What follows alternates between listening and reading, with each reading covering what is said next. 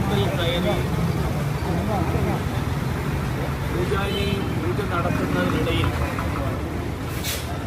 Police ബലം പ്രയോഗിച്ച് പൂജാരിയെ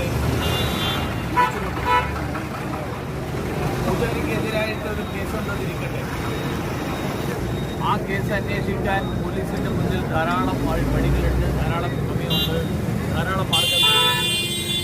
ആ മാർഗങ്ങളൊന്നും അവലംബിക്കാതെ ബലം പ്രയോഗിച്ച് ക്ഷേത്രം തുറന്ന് പൂജ നടക്കുന്ന ക്ഷേത്രത്തിൻ്റെ പ്രവർത്തന സമയത്ത്, ആ സമയത്ത് ക്ഷേത്രത്തിലെ കർമ്മങ്ങൾ നടക്കുന്ന സമയത്ത് പൂജാരിയെ ബലം പ്രയോഗിച്ച് അറസ്റ്റ് കൊണ്ടുപോവുക എന്നുള്ളത് കേട്ടുകേൾവിയില്ലാത്തൊരു കാര്യമാണ്.